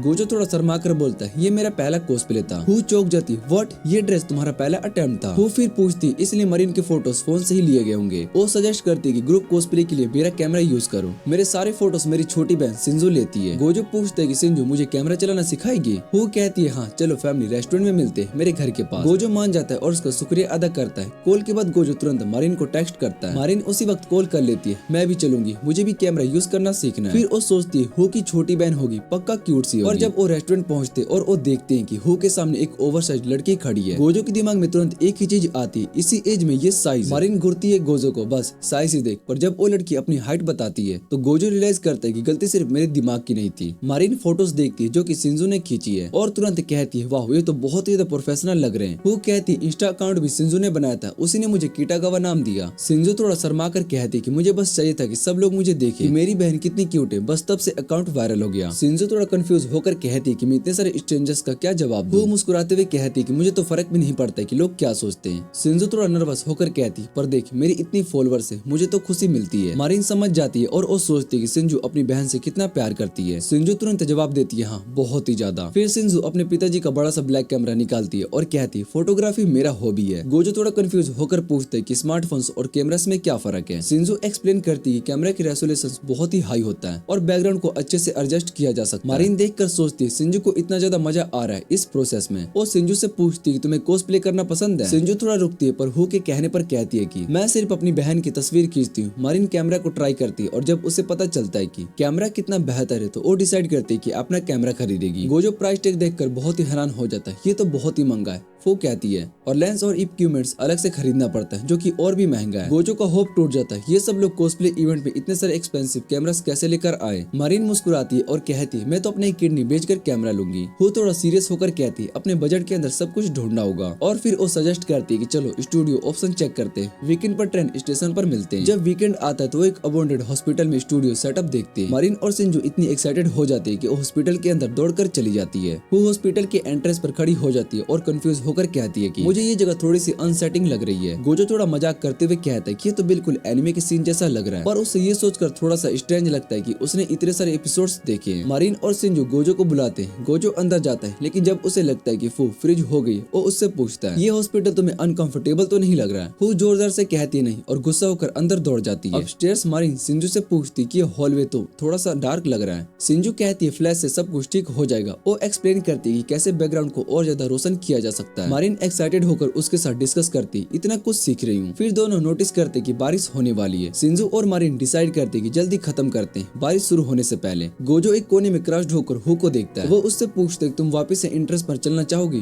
वो थोड़ा गुस्से में कहती है मैं ठीक हूँ, कॉस्प्ले के लिए ये सब करना पड़ेगा। गोजो उसे समझाने की कोशिश करता है पर वो अपनी बात पर जिद्दी रहती है। गोजो सोचता है कि फू अपने आप को इतना ज्यादा क्यों तोड़ रही है। फू पूछती है क्या तुम्हारे पास फ्यूचर के लिए कोई सपने हैं। गोजो जवाब देता है कि मुझे एक डोल मेकर बनना है। फू मुस्कुराती हुई कहती है कि तो अपना सपना जरूर पूरा करो। फिर वो थोड़ा उदास होकर अपना सपना बताती है मेरा सपना था एक मैजिकल गर्ल बनना। जब मैं छोटी थी मुझे ये बहुत ही पसंद था, पर जैसे जैसे मैं बड़ी हुई मैंने समझा कि ये सब एक कहानी थी। इसका मतलब था कि मेरा सपना कभी भी सच नहीं हो सकता। वो कहती है कि लेकिन एक दिन मुझे पता चला कि आउटफिट्स को बस खरीदा जा सकता है, पर मुझे ये बिल्कुल आइडिया नहीं था कि क्या करना। तो मेरा पहला कॉस्प्ले पूरी तरीके से खत्म हो गया था, लेकिन फिर भी मुझे खुशी मिली। तभी से मैंने डिसाइड किया कि मैं अपना सपना पूरा करूंगी। गोजो थोड़ा कंफ्यूज होकर पूछता है तुमने ये सब मेरे लिए क्यों किया। वो शर्माती हुई कहती है कि मुझे थोड़ा जलन होने लगा था। जब मैंने मारिन के पिक्चर्स को देखे तो मैंने डिसाइड किया कि मुझे उसी पर्सन का आउटफिट पहनना है। ये थोड़ा इलॉजिकल लगा, पर जो मैं कह सकती हूँ वो ये था कि वो आउटफिट देखना मेरी जिंदगी का प्यार था। ये सुनकर गोजो को याद आता है कि उसने पहली बार कालेरू हिना डॉल्स देखे थे। गोजो ने कहा था कि ये सबसे खूबसूरत चीज है इस दुनिया में। कालेरू ने एक्सप्लेन किया था कि इन्हें इस तरह से रखा गया है ताकि कस्टमर्स का ध्यान खींच सके। गोजो को समझ में नहीं आया तो कालेरू ने कहा था कि हम चाहते हैं कि लोग अगर इन्हें देखे तो उन्हें लव एट फर्स्ट साइट का एक्सपीरियंस हो। तभी गोजो ने डिसाइड किया था कि जब वो बड़ा होगा तब अपने ग्रैंडपा की तरह डॉल्स बनाएगा। आज के दिन गोजो की आंखों से पानी टपक रहा था, जो देखकर फू बहुत ही घबरा गई। पर गोजो ने फू का हाथ पकड़ लिया और कहा शुक्रिया, मैं अपनी पूरी कोशिश करूंगा। फू को थोड़ा सा घबराहट होती है क्योंकि उसने पहली बार किसी लड़के का हाथ पकड़ा था और वो बेहोश हो गई। कुछ दिन के बाद स्कूल के फाइनल एग्जाम खत्म होते हैं। मारिन गोजो से कहती है कि चलो बीच पर रिलैक्स करते हैं। गोजो थोड़ा सरप्राइज हो जाता है जब कुछ ही वक्त में वो बीच पर पहुंच जाते हैं। गोजो पूछते हैं ये कॉस्प्ले फोटो शूट के लिए। मारिन जवाब देती है नहीं, बस हम समर को एंजॉय कर रहे, एग्जाम खत्म हो गए। गोजो को फिर याद आता है कि मारिन कितनी इम्प्लोसिव है और वो समझ जाता है। मारिन अपना बर्गर खाते हुए गोजो से कहती है कि मुझे चिप्स दे दो। गोजो चिप्स निकालता है पर एक बर्ड आकर मारिन का बर्गर चुरा लेता है। वो दोनों लोकेशन बदलने का सोचते हैं पर बर्ड उनका पीछा करती रहती है। तब गोजो को एक आइडिया आता है, वो फ्रेंच फ्राइज को किसी और डायरेक्शन में फेंक देता है ताकि बर्ड उन्हें खाए और अपने लास्ट बर्गर के साथ भाग सके। फिर वो समंदर के किनारे बैठकर गोजो का बर्गर आधा आधा करके खाते हैं। कुछ देर के बाद मारिन कहती है कि मैं अपना पाँव दबाऊंगी और पानी के अंदर दौड़कर चली जाती है। जब वो पानी में स्कर्ट उतारती है गोजो को याद दिलाती है कि कितनी छोटी है उसकी स्कर्ट और वो थोड़ा सा शर्मिंदा हो जाती है। तभी मारिन गोजो से कहता है कि तुम भी पानी में आओ और गोजो अपने जूते उतारकर पैंट के नारे उतारकर पानी में चला जाता है। जब वो पानी में अपने पाँव गीले होने पर घबराता है मारिन उससे मजाक करते हुए कहती है क्या ये तुम्हारा पहला एक्सपीरियंस है। गोजो जवाब देता है जी हाँ, क्योंकि बचपन में तो मैंने बस हिना डॉल्स के साथ ही खेलने में वक्त गुजारा, इसलिए मुझे कभी भी ऐसे एक्सपीरियंस नहीं मिले। पर गोजो कैसे समझाता कि उसके दादाजी बिल्कुल सही थे जब उन्होंने कहा था कि दूसरी चीजों को देखना जरूरी है। वो कहता है कि ये मंजर बहुत ही खूबसूरत है। मारिन गोजो को प्रॉमिस करते है कि उसे हर जगह ले जाएगी, बस दोनों के बीच में कुछ टाइम हो। गोजो तुरंत हाँ कह देता है। मारिन कहती है कि मैं थोड़ी देर में वापस आती हूँ, मुझे थोड़ा पानी पीना है। वो चलती है और गोजो को ये आइडिया आता है कि वो दोनों और ज्यादा टाइम एक दूसरे के साथ बिता सकते हैं। फिर वो देखती है गोजो समंदर की तरफ इतनी गहराई से देख रहा है कि मारिन उसका फोटो ले लेती है और उसी वक्त गोजो अपने मुंह को समंदर में डाल देता है। कुछ दिन के बाद मारिन और गोजो के कमरे में नए मटेरियल्स देखे जाते हैं। तब अचानक मारिन अपनी स्कर्ट उतार कर गोजो को शर्मिंदा कर देती है, लेकिन वो कहती है मैं स्विम सूट पहनी हुई हूँ। मारिन याद दिलाती है कि उसने पहले भी गोजो को अपनी स्विम सूट फोटो भेजी थी, लेकिन गोजो ने कभी जवाब नहीं दिया। इसलिए गोजो को याद आता है कि उस वक्त अपने टिश्यू बॉक्स को खाली कर रहा था। जब मारिन अपने स्विम सूट को दिखाने लगती है, गोजो उससे कहता है मुझे थोड़ा अकेला टाइम चाहिए और मारिन उसकी शर्मिंदगी पर मजाक करती है और गोजो बिल्कुल सीरियस होकर कहता है मुझे छोड़ो, नहीं तो मैं कुछ भी गलत कर दूंगा। बाद में मारिन गोजो की मदद करती है एक ब्लैक ज्वेल पेंट करने में जो आउटफिट का पार्ट होगा। वो खुशी से कहती है मैं तुम्हारे लिए यूजफुल हूँ। मुझे ये देखकर बहुत ही अच्छा लगता है और गोजो को याद आता है कि उसने पहली बार ऐसा ही फील किया था। तभी मारिन को आउटफिट ट्राई करने का एक्सपीरियंस होता है और वो जल्दी से अपना कपड़ा उतार कर रेडी हो जाती है। गोजो अपनी आंखों को अपने हाथ से ढक लेता है क्योंकि उसे ये टॉर्चर लगता है। फिर मारिन को याद आता है कि उसने गलत ब्रा पहना है और वो अपने आप को ढक लेती है शर्मिंदा होकर। बाद में अपनी ड्रेस को ट्राई करती है और गोजो की तारीफ करती है ये कितना जबरदस्त है। गोजो उससे पूछते है कि तुम्हें कुछ और बदलना है।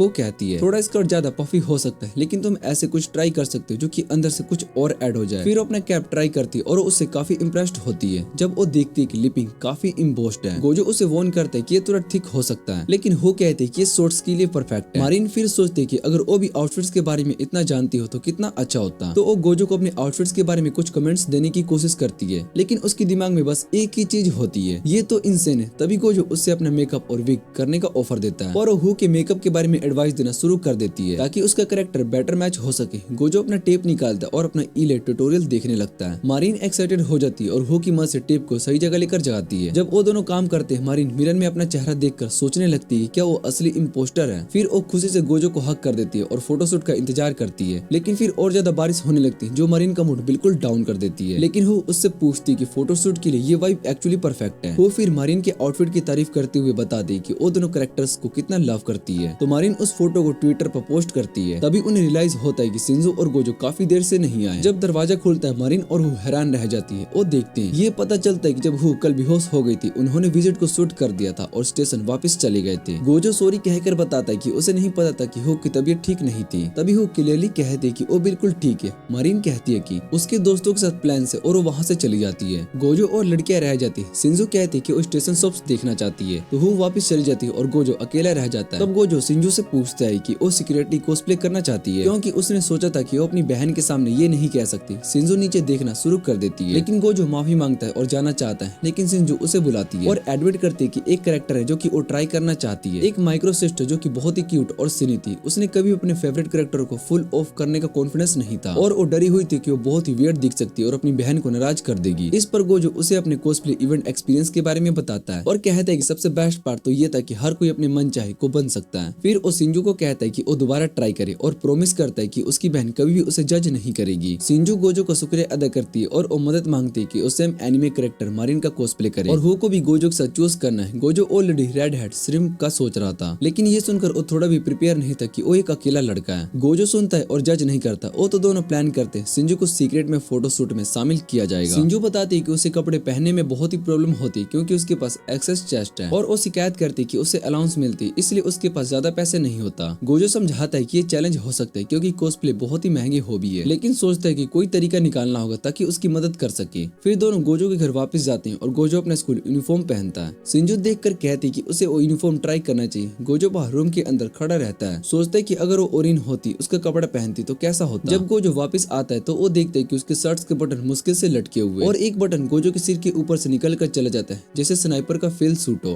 पर गोजो बटन को ठीक करता है और बताता है कि वो हीमिंग और फिर गोजो बटन को ठीक करता है और बताता है कि वो हीमिंग और स्लीव्स के एडजस्टमेंट्स कैसे कर सकते हैं। सिर्फ एक प्रॉब्लम रह जाती है, कैसे उसे लड़के जैसे फिजिक में दिखाया जाए। गोजो समझाता है कि हिनाडोस को ये प्रॉब्लम नहीं होती, लेकिन उन्हें बस कीमोम्स पहनने होते हैं। तभी गोजो को एक आइडिया आता है, वो उसके प्रोटोडिंग टेस्ट को वर्क कर दे। वो कहता है कि वो ट्राई करे जब तक कि वो बाहर वेट करता है। फिर गोजो याद करता है कि कैसे मारिन ने चोली पहने थे ताकि उसका चेस्ट लाइट वेट हो और सोचता है कि कैसे लड़की अपने फेवरेट कैरेक्टर्स जैसे दिखने के लिए कितनी मेहनत करती है। तब गोजो वापस आता है ताकि उसके प्रोग्रेस को चेक करे। तब शिंजो लैमेंट करती है कि उसका चेस्ट अब भी सरप्रेस नहीं हो रहा है। गोजो रियलाइज करता है कि उसका फिगर गिल्ली से जो कि कैरेक्टर को एस्थेटिक बिल्ड से अलग है। तब गोजो इंटरनेट पर सर्च करता है और किसी ने सजेस्ट किया होता है कि एक बी होल्डर यूज करे। तब वो चेक करते हैं और देखते हैं कि सिंजू का साइज कितना सस्ता है जो लगता है कि एक स्कैम हो। आखिर में उनको उसकी बॉडी शेप की प्रॉब्लम का सोल्यूशन मिल जाता है। फिर गोजो उसके मेजरमेंट्स को लेने लगता है, लेकिन जब वो हेड के लिए आता है तो उसका मैसिव चेस्ट उसकी राह में आ जाता है। कुछ दिन के बाद गोजो और सिंजू फिर मिलते हैं ताकि उसका विग काट सके। सिंजू गोजो के काम होने पर इम्प्रेस्ड होती है, लेकिन जब गोजो ये बताता है कि वो डरे हुए गलती ना कर दे तो सिंजू को रिलीफ मिलता है, क्योंकि वो भी ऐसे फील करती थी। फिर गोजो ये बताता है कि उसे अपनी क्लास में एक लड़की काफी पसंद है, लेकिन जब उसने जाना कि उसके पास भी स्ट्रगल्स है तो उसे समझ में आया कि हर किसी की अपनी चैलेंजेस होती है, चाहे वो दिखाई ना दे। गोजो थोड़ा डिस्ट्रैक्टेड हो जाता है और लड़की के बारे में कहता है कि वो कितनी क्यूट है, लेकिन जल्दी से फोकस कर लेता है और कहता है कि हर किसी की अपनी स्ट्रगल होती है। उसका ये एडवाइस सिंजू को बहुत ही अच्छा लगता है और फिर वो अपना और मेकअप काम करवाते हैं और आखिर वो अपने फेवरेट कैरेक्टर में ट्रांसफॉर्म हो जाती है। जब मारिन और हु उसे देखते हैं तो वो बहुत ही एक्साइटेड हो जाते हैं और कहते हैं कि वो कितनी अमेजिंग लगती है। सिंजू बहुत ही खुश होती है कि उसको उसकी बहन का प्राइज मिल रहा है। फिर दोनों लड़कियां मिलकर एक फोटो लेती है जो कि सिंजू का पहला कॉस्प्ले। बाद में सिंजू नॉन स्टॉप उनकी पिक्चर्स लेने लगती है। वो अबैंडन्ड बिल्डिंग के क्रीपी वाइब्स को महसूस करती है जब वो मारिन को अपने कैरेक्टर में इतनी स्कैरी डिटेल्स और इम्बॉडी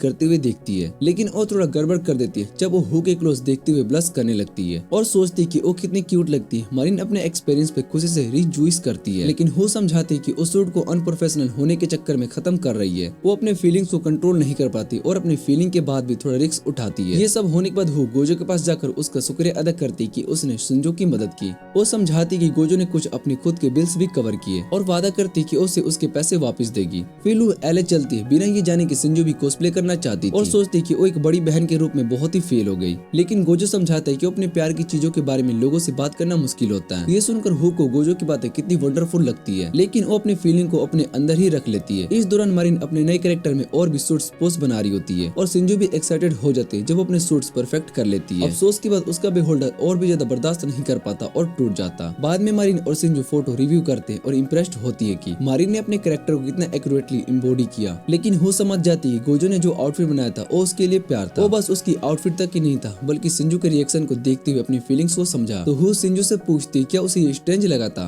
सिंजू उसे याद दिलाती कि उसने हमेशा अपने कॉस्प्ले को अमेजिंग दिखाया, लेकिन हु समझाती कि वो बस वही कैरेक्टर चूज करती जो कि उसे अच्छा लगता है, वो अच्छा परफॉर्म कर सकती है। हु ये भी कहती कि उसे अपने लुक से नफरत नहीं है, लेकिन कभी कभी ये सोचती है कि अगर वो दूसरे कैरेक्टर को भी प्ले कर पाती तो कैसा होता। सिंजू गोजो की बात याद करते हुए अपने स्ट्रगल का जिक्र करती है और अपने प्लान के बारे में बताती है कि वो बड़ा होकर जॉब करेगी और कॉस्प्ले के लिए पैसा बचाएगी। हु एक्साइटेड होकर कहती है कि वो इंतजार नहीं कर सकती और वो अपने सूट सिर्फ सिंजू के साथ ही करना चाहती है। सिंजू कहती है कि उसे ग्रुप कॉस्प्ले करना भी बहुत ही मजा आता है। जब हु गोजो की फोटो को देखती है जो बैकग्राउंड में थी और कहती कि इतना बुरा भी नहीं था। इस दौरान गोजो भी फोटोज को देख रहा होता है। जब मारिन उसे कॉल करके फोटोज के बारे में प्राइस करती है, वो गोजो को उसके मेल मेकअप के लिए तारीफ करती है और पूछती क्या सिंजू ने उसका यूनिफॉर्म पहना था। गोजो कंफर्म करता है और फिर वो पूछती कि उन्होंने आउटफिट्स कैसे प्लान किए। गोजो बताता है कि सिंजू ने बुलाया और दोनों ने साथ में डिसाइड किया। मारिन ये सुनकर शौक में आ जाती है और कंफर्म करती है गोजो एक लड़की के साथ था जिसके पास थोड़ा बड़ा चेस्ट था। फिर वो गोजो को अपना साइलेंट ट्रीटमेंट देती ताकि वो अपना साइज भुगत सके। कुछ दिन के बाद समर वेकेशन शुरू हो जाता है। गोजो बहुत ही एक्साइटेड होकर अपने हिनेडोस पर काम करने के लिए और इस बार जो कैरेक्टर उसने चूज किया था वो था वेरोनिका। ये कैरेक्टर काफी रिवीलिंग थी और उसके पास ज्यादा कपड़े नहीं थे। दोनों ने साथ में एनिमे देखा था और गोजो ने तब इस पर ऑब्वियस रेड फ्लैग को नहीं समझा था। बस वो सोच रहा था कि कैसे उनकी डार्क स्किन टोन को एक्यूरेट रिक्रिएट करें। गोजो खुश है कि वो जल्दी से काम खत्म कर पाएगा क्योंकि डिजाइन बाकी कॉस्प्लेयर्स कंपैरिजन में काफी सिंपल है। तभी गोजो को मारिन की आवाज सुनाई देती है और वो जल्दी से नीचे जाकर उसका स्वागत करता है। जब उसने देखा कि वो कितनी डार्क और स्वीटी हो गई है, गोजो ने पूछा कि क्या हुआ था, तो मारिन ने बताया कि उसने अपने पूरे शरीर पर फाउंडेशन लगा रखा था। मारिन फिर गोजो से कहती कि वो शावर यूज करना चाहती क्योंकि वो काफी पसीने से भीगी हुई है। गोजो उसके लिए चेंज ऑफ क्लोथ से लेकर बाहर आता है और पूछते है क्या उसके कपड़े पहनने में मदद कर सकता है। गोजो उसके लिए चेंज ऑफ क्लोथ बाहर लेकर रुकता है और पूछता है कि क्या उसके कपड़े पहनने को मना नहीं करेगी। मारिन थोड़ी देर में पानी पीने के बाद थोड़ा बेटर फील करती है और गोजो को ये लगता है कि उसका शरीर उसके कपड़ों को टच कर रहा है और वो सोचता है कि उसका सोप का स्मेल भी उसके कपड़ों पर आएगा। ये सब देखकर गोजो का फेस बहुत ही रेड हो जाता है। मारिन भी अपना फाउंडेशन दिखाती जो वो कॉस्प्ले के लिए यूज कर रही थी और उसके साथ कुछ मैसिव चेन्स भी थी जो कि गलत साइंस दे रही थी। गोजो एक बैग में कुछ दिखाता है और मारिन को दिखाता है कि वो जो वॉलपेपर लेकर आई थी उसके बैकग्राउंड्स को आसानी से चेंज किए जा सकते हैं। गोजो फिर उसे तीत देता है जो उसने बनाए थे और समझाता है कि फेक नेल से भी ऐसे तीत बनाए जा सकते हैं। मारिन एक्साइटेड होकर उन तीत को ट्राई करती है और जब गोजो को दिखाती है वो भी एक्साइटेड हो जाता है कि वो कितनी नेचुरल लग रही थी। अचानक मारिन अपने शर्ट उठा लेती है ताकि वो चेंज कर सके और गोजो को अपने फोरबिडन फ्रूट्स का एक अच्छा पीक मिलता है जो गोजो का चेहरा लाइट रेड हो जाता है। गोजो को डर लगता है कि शायद से गोजो को हिट स्ट्रोक हो गया होगा और वो जल्दी से पानी लेने जाती है, लेकिन वो स्लिप कर जाती है और अपने सर पर एक ब्लम्प मार देती है जिसकी वजह से वो आज कॉस्प्ले नहीं कर सकती। कुछ दिन के बाद मारिन गोजो को फिर फिर से शॉपिंग पे लेकर जाती, लेकिन इस पर वो गोजो के लिए कुछ कपड़े खरीदने वाली थी। वो गोजो से पूछती क्या उसे कोई पर्टिकुलर स्टाइल पसंद है, लेकिन गोजो के पास इस सवाल का कोई जवाब नहीं होता।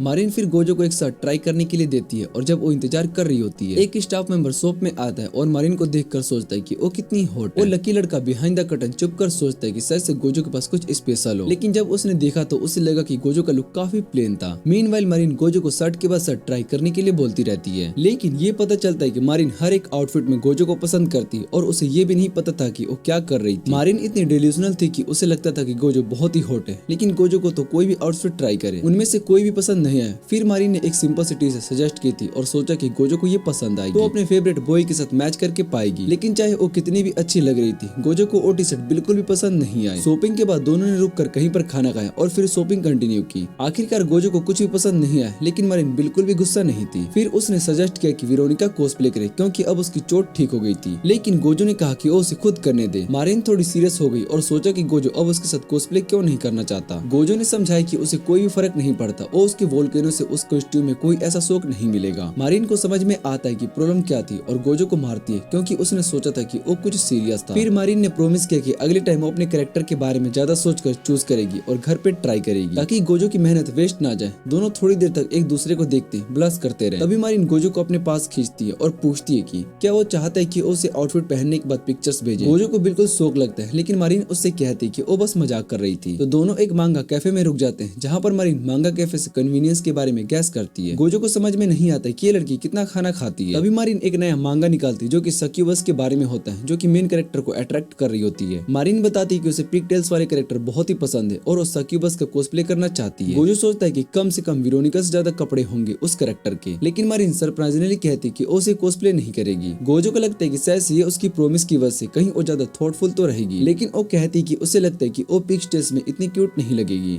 गोजो उसकी बात सुनकर हैरान हो जाता है और इंसिस्ट करता है कि पिगटेल्स उस पर बहुत ही क्यूट लगेगी। वो उससे कहता है कि कम से कम एक बार ट्राई करे क्योंकि उसे वो कैरेक्टर बहुत ही पसंद है। तो मारिन चीजिंग करते हुए एग्री करती है कि वो सक्यूबस कॉस्प्ले करेगी। वो कहती है कि ये गोजो ने कहा था इसलिए वो कर रही है। तभी गोजो सडनली पूछता है कि सक्यूबस क्या होता है। तो मारिन एक्सप्लेन करती है कि ये लड़की डीमन होती है जो कि मर्दों को खूबसूरत सपने दिखाती है और उनके बच्चों को शक करती है, एक साथ 2 जनरेशन तक। गोजो थोड़ा कंसर्न हो जाता है और वो पूछते है कि ये कुछ ऐसा जो कि उसकी जिंदगी भर याद रहेगा, लेकिन मारिन उससे कहती है नहीं, ये बहुत ही पीसफुल है। फिर वो एक मांगा खोल कर दिखाती है जिसमें एक सक्यूबस अपने मैन को सपने में भेजने की कोशिश कर रही होती है, लेकिन वो खुद सो जाती है और दूसरे पैनल में सक्यूबस चॉकलेट से बेबी को वापस काम पर भेजने की कोशिश करती है और ये देखकर गोजो काफी रिलैक्स्ड हो जाता है। जब मारिन कुछ सामान लेने के लिए जाती है, गोजो मांगा पढ़ते हुए सोचता है क्योंकि ड्राइंग इतनी सिंपल है, उसे बिल्कुल भी समझ में नहीं आ रहा होता कि आउटफिट कैसा दिखना चाहिए। बाकी आउटफिट्स के पार्ट्स जो उसने देखे थे उनमें इतना कंफ्यूजन नहीं था, लेकिन ये बिल्कुल अलग लेवल का था। जब वो कैफे से निकलते हैं, गोजो मारिन को बताता है कि वो एक बुक स्टोर जाना चाहता है जहाँ वो सक्यूबस के बारे में और मटेरियल खरीद सके। रास्ते में एक क्लोथिंग स्टोर देखकर वो उनमें भी घुस जाता है और जब घर लौट कर आता है वो अपने नए जींस दिखाता है जो कि उसने वहाँ खरीदी थी। कुछ दिन बाद गोजो मारिन को बताता है कि आउटफिट कंप्लीट हो गया। तो मारिन कहती कि उसने एक स्टूडियो बुक किया था जो कि मारिन के घर के पास था और वो उसमें वहीं मिलने के लिए कहती है। जब दोनों मिलते हैं, गोजो को लगता है कि फोटो स्टूडियो काफी अजीब लग रहा है, लेकिन मारिन जल्दी से अंदर भाग जाती है। वो चेक इन करते हैं और एक रूम की तरफ बढ़ते हैं जहाँ पर मारिन एक नई मैथ यूजर की तरह जंप करने लगती है, लेकिन जब उसकी नजर एक डुअल यूज वाइब्रेटिंग मैसेजर पर पड़ती है तो एक्सेप्ट करते हैं कि एक्चुअली एक लव होटल है। गोजो ये सुनकर काफी फ्रीक आउट हो जाता है और इंसिस्ट करता है कि उसे ये पहले नहीं बताया गया। मारिन फिर एक्सप्लेन करती है कि उसने ऑनलाइन एक बैट को देखा था जो कि मांगा में था और ये काफी सस्ता था, इसलिए उसने तुरंत बुकिंग कर ली। उसने सिर्फ यहाँ पर आकर जब समझा कि ये लव होटल है तो वो सॉरी बोलती है। फिर वो ये भी बताती है कि रूम वैसे ही जैसे कि उसने एक्सपेक्ट किया था और गोजो अपने आप को कन्विंस करने की कोशिश करता है कि ये बस एक स्टूडियो है, लेकिन फिर वाइब्रेटिंग मसाजर देखकर उसका डर डबल हो जाता है और वो बिल्कुल वैसे ही पैनिक हो जाता है जैसे कि अबेंडेड हॉस्पिटल में था। जब गोजो अपनी पैनिक अटैक से गुजर रहा था, मारिन उसे बताती है कि उसने कई कोस्प्लेयर्स गर्ल्स को लव होटल में देखा। वो गोजो को कुछ पिक्चर भी दिखाती है और गोजो डिजर्ट देखकर पूछती है कि ये होटल में भी मिलेगा। तो मारिन सजेस्ट करती है कि वो ऑर्डर कर लेते हैं, लेकिन जब वो फोन उठाकर ऑर्डर करने लगती है, गोजो उसे रोक लेता है और याद दिलाता है कि स्टूडेंट्स को ऐसे सैडी जगह पर नहीं जाना चाहिए। मारिन ये मान लेती है कि लव होटल आइडिया सच में गलत था और कहती है कि अब वो चेंज होकर आती है वरना पैसे वेस्ट हो जाएंगे अगर कुछ ना किया। जब वो बाथरूम में बड़े टब को देखती है तो वो मजाक तौर पर पूछती है कि क्या गोजो को मेरे साथ नहाने का मन है। ये सुनकर गोजो का दिल ही रुक जाता है। गोजो नर्वसली मारिन से चेंज होने का इंतजार करता है और अपने आप को थोड़ा काम करने के लिए टीवी देखने का सोचता है, लेकिन जब क्लैपिंग साउंड सुनता है तो वो डिसाइड करता है कि बस रिसर्च के लिए थोड़ा और देखेगा। लेकिन जब वो सीन ज्यादा ही अनहोली हो जाता है तो वो टीवी को बंद कर देता है। तभी मारिन अपनी कोस्प्ले आउटफिट पहनते हुए आती है और गोजो को उसकी क्रिएटिव डिटेल्स को जीनियस कहकर तारीफ करती है, जैसे कॉलर के बैक पे लव से से गोजो एक्सप्लेन करता है कि उसने कुछ रिसर्च की थी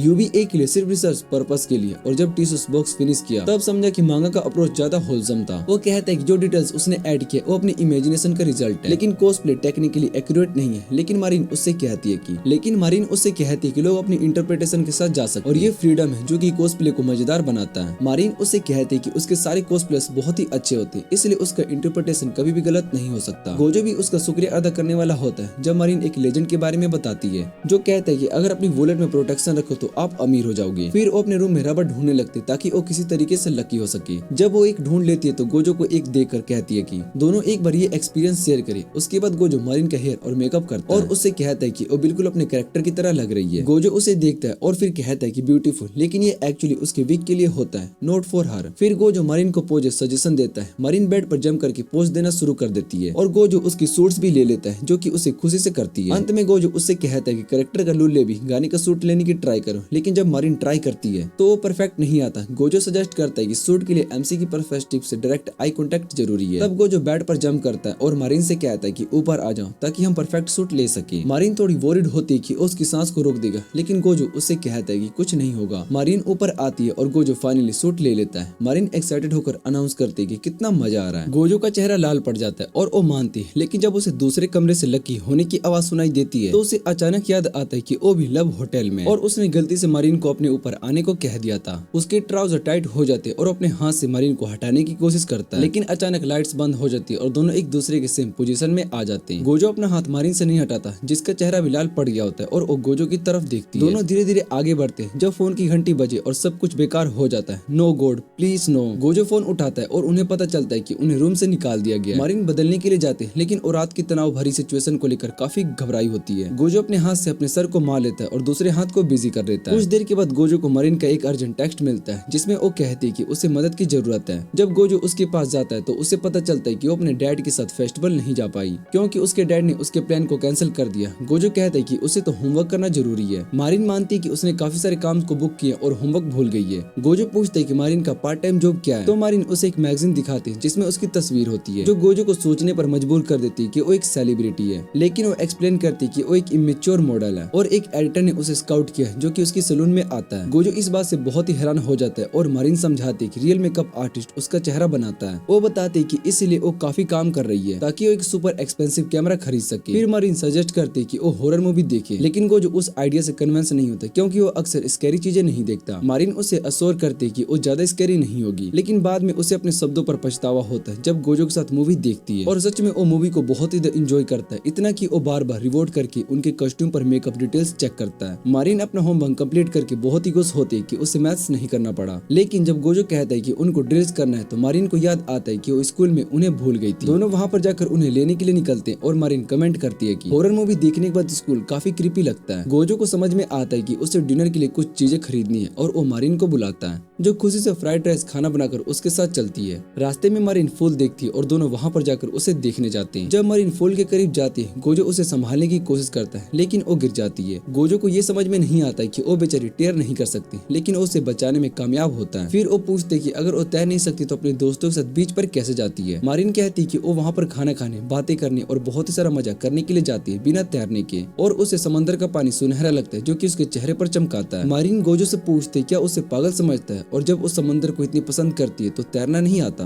गोजो कहता है कि वो समझ सकता है क्योंकि उसे हिनाडोस बहुत ही पसंद है, लेकिन वो उन्हें बनाना नहीं जानता। तभी मारिन सजेस्ट करते है कि वो कोई ऐसा फेस्टिवल देखे जो अभी हो रहा हो और वो गोजो को अपने साथ चलने के लिए बुलाती है। गोजो याद दिलाता है कि उसे होमवर्क भी करना है तो मारिन प्रॉमिस करती है कि वो जल्दी फिनिश कर लेगी गोजो की मदद से। उस रात गोजो हिनाडोस पर काम कर रहा होता है जब मारिन उससे मैथ के काम के बारे में अपडेट करती है। बाद में गोजो कालेरू को अलविदा कहता है जब वो फेस्टिवल के लिए निकलता है। कालेरू गर्व से हाथ हिलाता है क्योंकि उसे अपने पोते पोतियों की उम्मीद मिल गई थी। गोजो फेस्टिवल पहुंचता है और हैरान हो जाता है कि इतनी भीड़। वो सोचता है कि वो और मारिन कैसे मिलेंगे, तभी अचानक से मारिन उसके सामने आती है और वो याडा पहनी हुई होती है। मारिन इस तरह से नाचती है और गोजो बस देखते ही रह जाता है जैसे उसे बेबी देना चाहता हो। जब मारिन उसे देख कर टीज करती है तो वो लड़का जो कि लड़की का नाम सुनते ही क्रीम कर देता है। गोजो का चेहरा लाल पड़ जाता है और वो बस स्टैमर करने लगता है। मारिन समझ जाती है कि उसने गोजो को पकड़ लिया है और वो खुशी से याडा पहनने की वजह से और ज्यादा कॉन्फिडेंट हो जाती है। अब जब वो भी फेस्टिवल में चल रहे होते मारिन अपने गाल पे अपना गला दिखाने खाने लगती है। फिर वो कैंडिड एप्पल्स दिखाती है और उन्हें खरीदने जाती है। गोजो को चिंता हो जाती है क्योंकि वो सोचता है कि इतनी मेकअप के नीचे किस तरह का मॉन्स्टर छुपा हो सकता है। तभी उन्हें एक अनाउंसमेंट सुनाई देती है, फायरवर्क्स जल्दी से शुरू होंगे। जल्दी वो फायरवर्क्स के लिए जाते हैं। गोजो बताता है कि वो कभी भी प्लाजा नहीं गया जहाँ फायरवर्क्स को देखने के लिए लोग जाते हैं। मारिन उससे पूछती है कि कैसे, लेकिन उन्हें बीच में ही फायरवर्क्स शुरू हो जाते हैं। गोजो बस उन्हें देखकर हैरान हो जाता है, उस खूबसूरत नजारे को एंजॉय करता है। साथ ही जो लोग भी उन्हें देख रहे होते पिछले सालों में, वो अकेला अपने कमरे में बैठा रहता है जब तक कि दूर से आवाज सुनाई नहीं देती। लेकिन इस साल जो सबसे बड़ा फर्क है वो मारिन है, जिसे गोजो अपनी आंखों के सामने देखता है। मारिन अचानक गोजो को देखती है और दोनों एक स्वीट मोमेंट शेयर करते हैं। लेकिन फिर मारिन अपनी ब्लू टंग दिखाकर उस मोमेंट को थोड़ा बेकार कर देती है। फेस्टिवल के बाद मारिन को अपने पैर में छोटे छोटे लहू मिलते जो कि उसके सैंडल से ही हो गए थे। जब गोजो उसे बैंडेज लगाने का ऑफर करता है तो मारिन कहती है कि अगर वो उसे अपने साथ लेकर आए तो ज्यादा आसान होगा। गोजो फिर उसे अपने कंधे पर उठाता है और फिर दोनों मजेदार पलों के बारे में बातें करते हैं। दोनों बहुत ही खुश होते हैं कि उन्होंने फेस्टिवल में शामिल होकर अच्छा वक्त गुजारा। लेकिन मारिन थोड़ा उदास होती है और गोजो से माफी मांगती है, प्रॉमिस करती है कि अगले साल ज्यादा ध्यान रखेगी। गोजो फिर मुस्कुराता है जब उसे ये एहसास होता है कि अगले साल भी वो साथ होंगे। रात को गोजो अपने सोने की तैयारी कर रहा होता है, तभी मारिन की कॉल आती है। वो कहती है कि उसे नींद नहीं आ रही क्योंकि उसने हॉरर मूवीज का सीक्वल देखा था और अब उसे सबसे छोटी आवाज से भी डर लगता है। मारिन गोजो से कहती है कि बस उससे बात करता रहे ताकि वो सो जाए। गोजो मान जाता है और मारिन अपनी छुट्टियों के दौरान जो कुछ भी करना चाहती थी उसके बारे में बात करना शुरू कर देती है। गोजो धीरे धीरे नींद में चला जाता है और मारिन मुस्कुराती हुई याद करती कि उन्होंने कितना कुछ साथ में किया। जब उसे यकीन हो जाता है कि गोजो सो गया तो वो चुपके से कह देती है, मैं तुमसे प्यार करती हूँ। फिर उसे ये सोचकर थोड़ा हल्का महसूस होता है और उसे गुड नाइट कहकर कॉल बंद कर देती है। इसी के साथ ये एनिमे का सीजन यहीं पर एंड हो जाता है। अगर आपको ये वीडियो अच्छी लगे तो वीडियो को लाइक करके चैनल को सब्सक्राइब जरूर कर लेना। तो मिलते हैं अगली वीडियो में।